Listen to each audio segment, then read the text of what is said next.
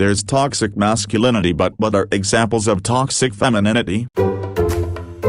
When I first got out of grad school, my first, and as it turns out, only, teaching job was long-term substituting for a friend while she went on maternity leave. The kids' classroom were mine for the first half of the school year, but we coordinated so that things would be pretty smooth transitioning back to my friend teaching at the end of her leave. My friend was part of a two-teacher team who ran the 8th grade student council. I told the other teacher that I would be happy to help her with the club in my friend's absence, but she insisted she didn't need my help. She then proceeded to 100% ignore me and treat me as if I was invisible during all future interactions.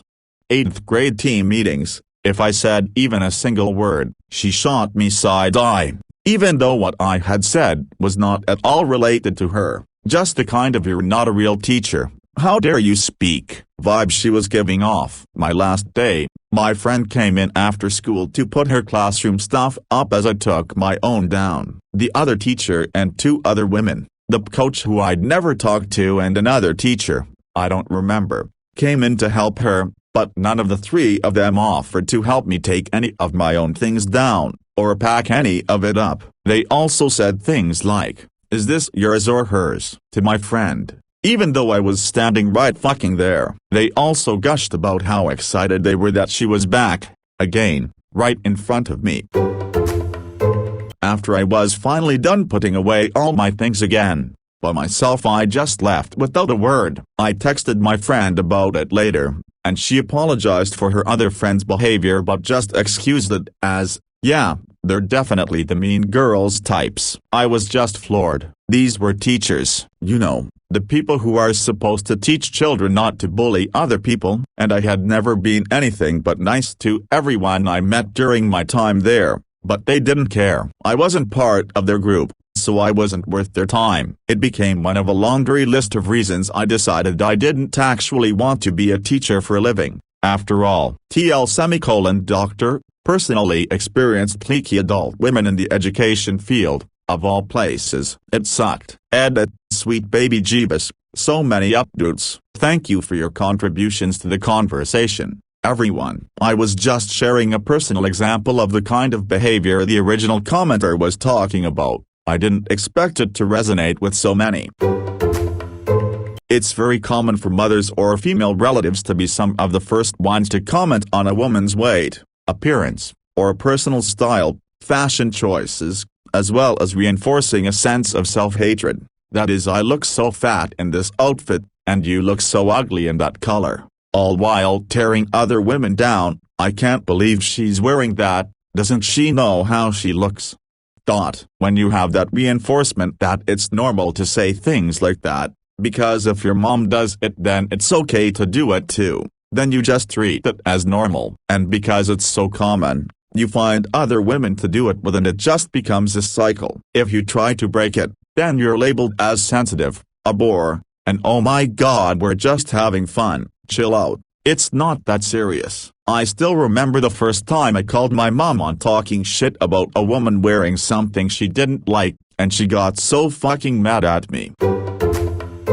God, I hate working with all women. I know that's a blanket statement, but I worked with the mostly women staff in a section of a restaurant, and they were so catty, buddy to whoever's face, then turn around and tell me some juicy gossip about them, like, "No, I'm not actually interested in knowing who's getting divorced or who got cheated on with whom." The gossip was constant, and I never knew what was even true or not. The annoying part is, you know, if they're doing that about other people, then they're doing that about you to other people too. To me it would mean women who bag on other women for womaning differently than they do. This becomes really toxic after childbirth. Some women will feel nothing about letting you know how you are parenting wrong by using this product or letting your child do this particular thing. Women who are able to stay at home will be made to feel guilty for not helping to provide, and women who work are made to feel guilty for abandoning their child. I wish women were more understanding about dealing with differences and letting things slide a bit more. You should never feel higher after putting someone else down. That being said, I don't know how we did it, But I found the world's greatest group of moms when my son was a year and a half old. We came from all walks of life and supported the ever-loving hell out of each other. This was in Phoenix late 90s and we were completely tight until I moved away when my son was 5. I miss all of them.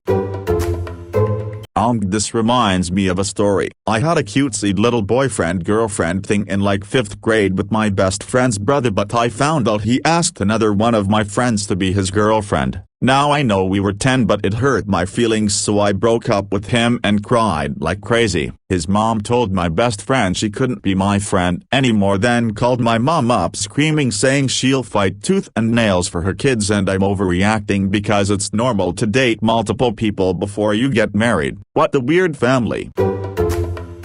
As someone who has a lot of male friends, it's not like I've dated any of these friends. They have truly always been friends, in some cases since we were children. My husband has no issue with it. He gets that I've always been a tomboy and one of the guys. Since high school though, women have hated it. They've accused me of flirting. I'm not, just having a normal joking conversation. Said that my friends have crushes on me. They don't. I've seen the way they look at their wives. Called me a lesbian. If I were a lesbian, wouldn't I hang around women more? And just otherwise acted like any conversation with a man you're not romantically interested in, related to, or buying something from is strange.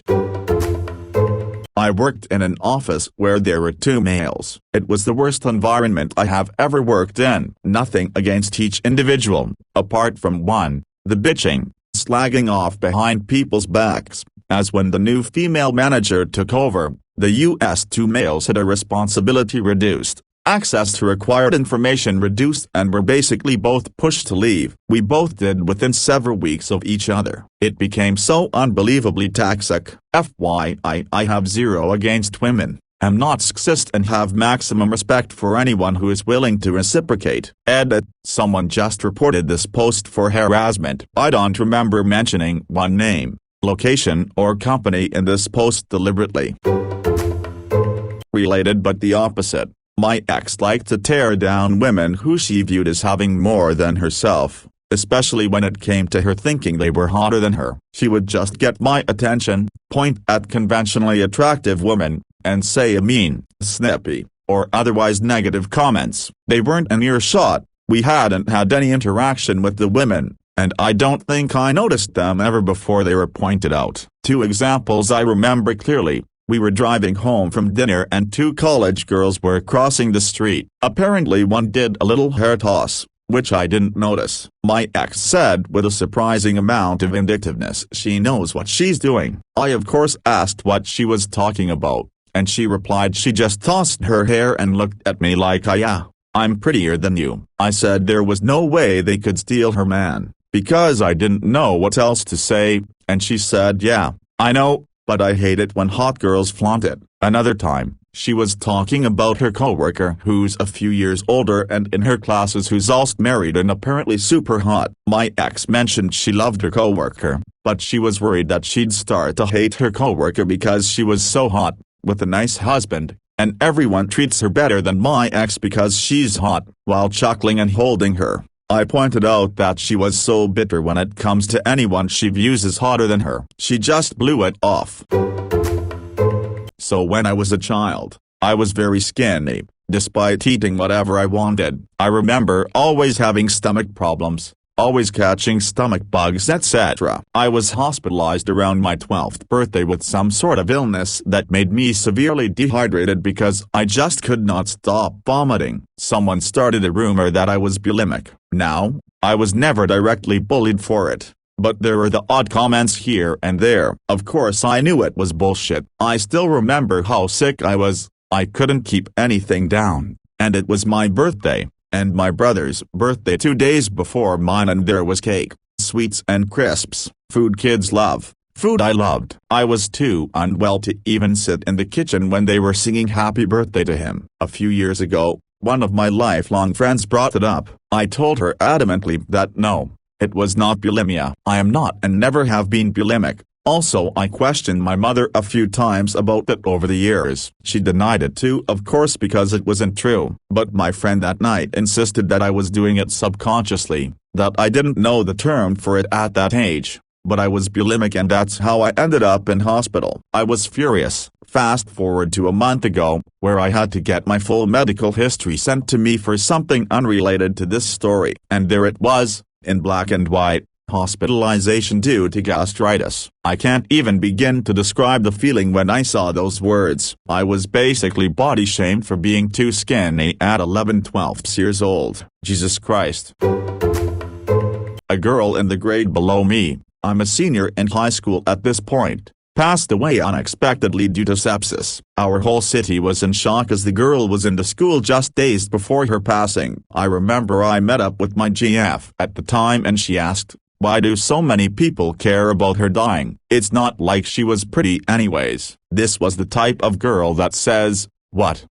Exclamation mark. I am so nice. Safe to say, the Lord blessed me with the brain and I GTFO'd that relationship. To this day, she is still in contact with me, and recently she complained that guys use her and she can't figure out why nobody will be with her. Well honey, I don't think it takes a rocket scientist to figure that one out. Edit. Some of you have said that I should tell her, and I did. Apparently she would literally never say that about her, and also apparently I know nothing about her. My ex. Dated for 4 years. Know nothing. Me and my husband have both been married before, and we opted for a cheap set of rings. I'm honestly terrible with jewelry, and diamonds are overpriced rocks. I thought my cheap ring had fallen off my hand while we were fishing, and I noticed when we got home. I cried my eyes out because the ring meant something to me, not the price of it. I had forgotten that I took it off before we left because I didn't want to lose it while we were fishing. My husband thought it was cute and weird at the same time that I was so upset over a $50 ring. He told I could get a new one, but for me it wouldn't have been the same. A bit TMI, but prime example. I dated a chick a few years ago and this event still haunts me. So we had an argument, was very common for us, and she was screaming at me to get out of her house. We both lived there and I was baffled at how such a small little tiff turned into her trying to kick me out, so I was like, wait, what, are you serious? So then she proceeded to grab me by the throat, up against the wall, and held a screwdriver against my gut. I pretty much froze when she did that, and I can't remember exactly what she whispered, but it was something like "get the fuck out," or along those lines. After standing there for a few more seconds, felt like minutes, she backed away and ran into one of the bedrooms. I took a second to process what happened and ran into the other bedroom where some of my stuff was unbagged and started packing. Once I was pretty much done packing, I had a bit of a silent cry because, you know, holy fuck, I nearly got stabbed with a screwdriver by my girlfriend, what the fuck. But after I got my composure, I heard a weird bang from the other room. I had my bag and shit ready to go just in case, and I knocked and asked what that bang was and if she was okay. She had made a makeshift noose with some elastic band and was hanging herself from the door by pulling down. I ended up getting her up and taking the thing off the door and throwing it out the room, and I remember just like wailing, "What are you doing?" She was like coughing and her voice was all croaky and shit, struggling to breath, and I was dialing 000911 for Australia. She ended up saying, "Don't you dare," and hit the hang up button on my phone. And then she said, "If you tell anyone about what happened here today, I'll just say you did it." I just remember freezing up again. She then went on to say, "Who are the cops gonna believe? You?" A few seconds of silence passed and she just went, "You're such a fucking piece of shit," and told me to get put of the room. The next day I was so scared I actually went to the cops with one of my mates for advice. I didn't give my name or hers, which was dumb. TLDR, girl hurts a guy and says, "Who are they gonna believe, you or me?" was implied. Dude, that's crazy. Sorry you went through that. I had a similar thing happen with an ex I was living with. We'd have parties and she'd get blackout drunk, and after everyone left she'd flip out on me for some trivial thing. She'd be screaming, yelling late at night, saying the worst shit to me, and the next morning she'd be sweet as pie and claim she didn't remember. One night when she started arguing with me, I set a camera on the table recording video so I could show her the next day how she treated me when she was drunk. Well, next thing you know she explodes, starts throwing shit at me, and tries to hit me with something, so I lock myself in a spare room. She's out there screaming and pounding at the door when the cops show up. I hear her tell them that she wants me out of the house and that I hit her. They take me outside and ask what's going on, and I explain the situation, and that there's video footage of the entire thing. I get the camera. They watch it and ask if I want to press charges against her. I declined and asked to grab some things and get out. They gave me a ride to a friend's place that night, and I came back a couple days later with a friend to grab the rest of my stuff while she begged and pleaded for me to forgive her. It was the most fucked up situation, and I'm so thankful I had it on video to prove she was full of shit. It totally changed how I see the world and had a big impact on how much I trusted people for many years. The same person I'd been best friends with for years was willing to lie to the police to get me arrested over some argument about how to rinse dishes before putting them in the dishwasher or some equally trivial bullshit. This is exactly why if I ever find myself in a situation where a girl, drunk or not, gets physical or aggressive with me, I'll do what I can to de-escalate the situation verbally and get out of there. But I will never get physical. I've seen and heard way too many situations where it's a "who are they gonna believe, you or me" situation, and the situation play in the woman's favor. I'm a big black dude. 2 strikes against me in the aforementioned scenarios, I can take a beating or run away. But I won't react in a manner where the facts can be skewed to the other party's favor should the matter be dealt with in court. I was in a very similar situation, minus the screwdriver, but with the genders flipped. I called the cops. Baker Act, restraining order. It actually scared me how easy it was. No one wanted proof, or very little of it. Everyone believed me. As a woman, violence against me was expected. But, really, I just kept wondering if I was doing the right thing because everything was in my hands. If I'd made the whole thing up, everything would have ended the same. I'm sorry that happened to you. The awful part is, she was probably right. So many people are surprised by this story. I'm not. I've seen this multiple times, and even experienced it. There are violent, abusive women ... lots of them, in fact ... who will cover their acts of abuse, and further punish their actual victim, by later posing as if they were the ones who were victimized. People trying to say this isn't toxic femininity, and treating this sort of domestic violence, and more importantly, the post-violence strategy of painting themselves as the victim, as if this is some strange aberration that isn't a recognizable dark strain that runs through our concept of femininity, are dangerously mistaken.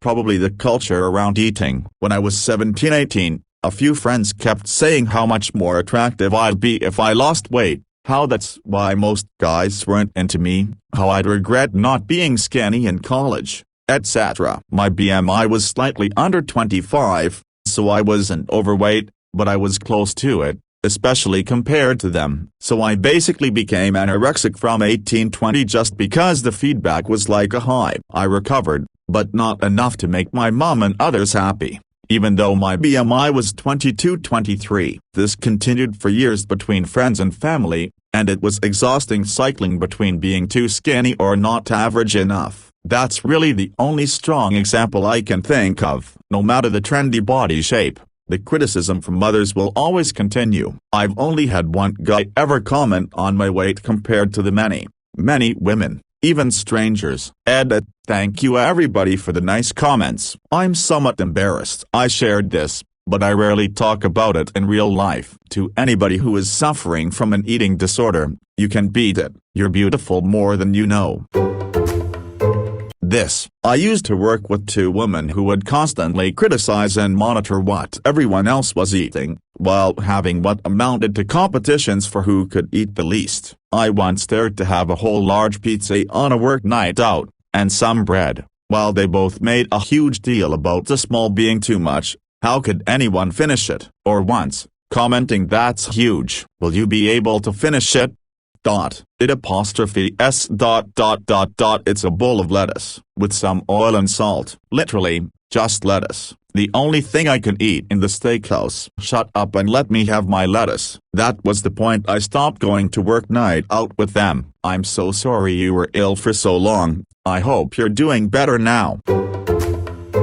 My own mother did this to me as soon as I went through puberty in middle school. Suddenly, once I had breasts and needed a bra and had had my first period, I was too big and needed to lose weight. Despite being, 12 and not the one who was in charge of my food intake and activity level up until that time. I was teased for being fat starting in elementary school. Someone called me the fattest kid in school in kindergarten, but it never really started digging into my self-esteem and my self-worth until my mom joined the chorus. I'm almost 32 now and I still have basically zero self-esteem, especially regarding my looks and my weight, and now I'm the fattest I've ever been. It boggles my mind to look at pictures of teenage me, weighing anywhere from 160 pounds to 180, as compared to my current 300. And think that my mom called me fat back then. I wasn't. I was larger than average, sure, but I was certainly not fat. I was healthy and I was pretty,